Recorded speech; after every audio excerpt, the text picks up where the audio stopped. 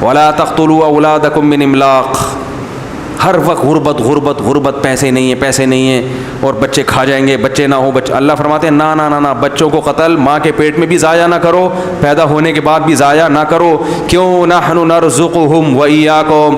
ان کو رزق family planning والے نہیں دیتے، ان کو رزق کون دیتا ہے؟ میں دیتا ہوں. اور تو جو بڑا ہو گیا نا، جوانی کی دہلیز پہ قدم رکھا تو نے، اور کھا کھا کے اتنا مسٹنڈا ہو گیا، تجھے بھی روزی IMF والوں نے نہیں دی ہے. تجھے کس نے روزی دی ہے؟ میں نے. یہ گورنمنٹ تجھے نہیں کھلاتی ہے جو تیرے لیے پالیسیاں بنائے گی کہ 2 بچے یا 3 بچے. یہ گورنمنٹ تیرا خدا نہیں ہے. یہ چیف جسٹس جو تجھے پانی نہیں پلا رہا، جو کہہ رہا ہے کہ جناب اتنے گیلن پانی اتنا نکل رہا ہے، کہاں سے پانی پئیں گے. میں نے بتایا تھا نا، وہ چیف جسٹس صاحب نے بیان کیا تھا کہ اتنے کروڑوں گیلن پانی زمین سے نکل رہا ہے، پانی ختم. تو بچے کیا کرو؟ روکو.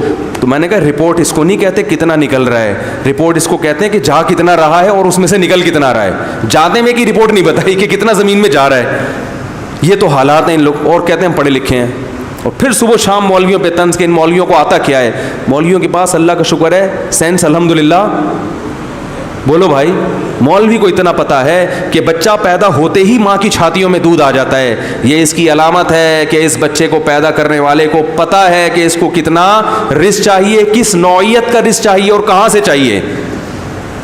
اس کو یہ بھی پتا ہے اس کو کتنا دودھ چاہیے. پتا ہے آپ کو بچے کا جتنا ویٹ ہوتا ہے نا، اسی حساب سے ماں کی چھاتیوں میں دودھ پیدا ہوتا ہے.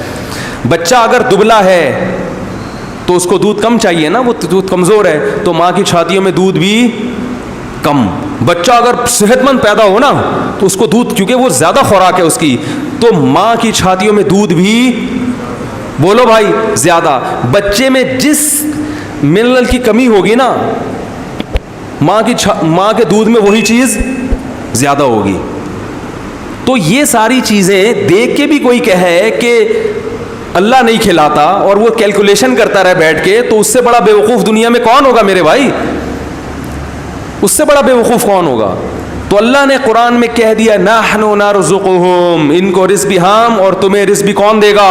ہم دیں گے. لہذا اس نیت سے نہ آپ کو نسل روکنے کی اجازت اور نہ ماں کے پیٹ میں حمل ضائع کرنے کی اجازت. اگر کوئی ایسا کرتا ہے سارا دن بیٹھ کے نعتیں پڑھتا رہے، میلاد شریف کی محفلیں مناتا رہے، قوالیاں کرتا رہے، تو میرے بھائی اس کا جنت میں جانا، بولو نا.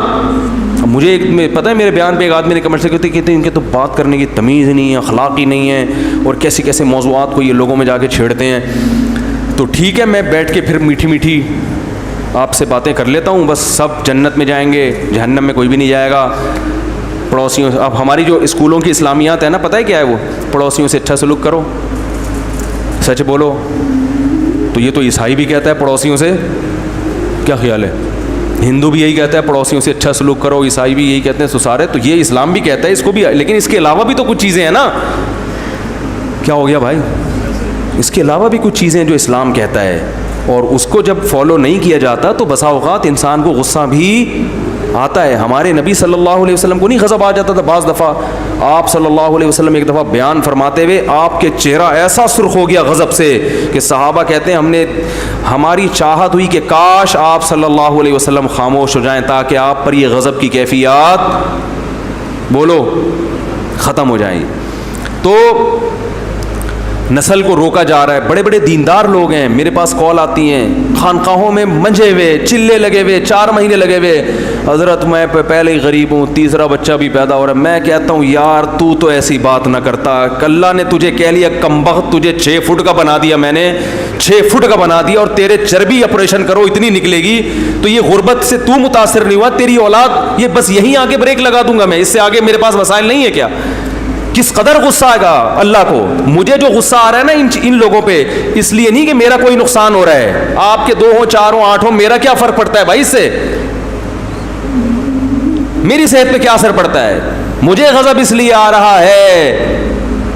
رہا ہے یہ سوچ کے کہ اللہ کو آپ پر کتنا غضب آتا ہوگا. اور اللہ کو یہ ایسے ہی ہے جیسے باپ جو ہے نا، باپ بڑا سیٹ تھا، بڑا کھلانے پلانے والا اور بڑا ٹھیک ٹھاک. اس نے، وہ سیٹ ہے، ساری دنیا پتہ، اس سے بڑا سیٹ دنیا میں پیدا ہوا ہی نہیں. اب اس نے اپنے بیٹے سے کہا بیٹا یہ دکان میں جتنی چیزیں بھری ہوئی ہیں تو کوئی بھی کھلونا اٹھا لے. بلکہ وہ شو روم لے گیا، آپ جوان ہو. اس نے بولا بیٹا یہ تیرا باپ کا تو تجھے پتہ ہے نا کیسا ہے، تو بیٹا ایسا کر تو یہاں سے کوئی سی بھی گاڑی پہ ہاتھ رکھے گا وہ تیری. آپ نے FX پہ جا کے ہاتھ رکھا. ابا کہہ رہے یہ کیوں؟ تو آپ کہہ رہے ابا دیکھو آپ کے اور بھی بیٹے ہیں اور ابھی 2-4 ہو سکتا ہے اور بھی ہو جائیں, تو ایسا نہ ہو آپ کے سارا بیلنس ہی ختم ہو جائے. تو اگر غریب ابا ہوگا تو خوش ہوگا, میرا بیٹا کتنا کفایت یار. اگر وہ سیٹھ عابد جیسا ہوگا کہے گا یار تو نے تو میری ایسی کی تیسی کر دی یار, ہیں تو نے تو میری ناک کٹوا دی معاشرے میں یار. کیا ہو جائے گا 2-4 اور ہو گئے تیرے بھائی, کیا ہو جائے گا؟ تو کم وقت تو یہ تو بتا کہ تو سیٹھ عابد کا بیٹا ہے. تجھے میں نے کہا تھا جو گاڑی تجھے شو روم پہ چاہیے ہاتھ رکھ, اور تو FX رکشہ اٹھا کے لے آیا. اور پھر کم از کم ویسے ہی کہہ دیتا مجھے رکشہ چلانے کا شوق ہے ابا, میں یہ بھی تو بھی ٹھیک تھا. تانا کس کا دے رہے ہے؟ غربت کا, کہ ابا آپ کی جیب سے پیسے کم نہ ہو جائیں. تو غیرت مند اور سخی اور مالدار باپ کو غصہ آئے گا کہ نہیں آئے گا؟ تو یہی حال فیملی پلاننگ والے کر رہے ہیں ہمارے ساتھ, کہ دوسرے کے بعد تیسرا پیدا کیا تو یہ زمین میں وسائل بولو بھائی کم ہو جائیں گے. حالانکہ یہ زمین کس نے بنائی؟ اللہ نے. اور وسائل کس نے رکھے؟ اللہ نے. اور تمام انسانوں کو رزق دینے کا وعدہ بھی کس نے کیا؟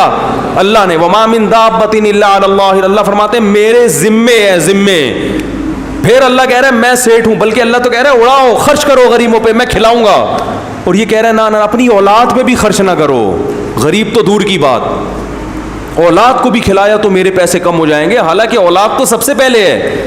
یہ سوچ ہے غیر مسلم کی, اور یہی ہمارے لبرل لوگوں کی. تبھی یہ کنجوس در کنجوس در کنجوس اور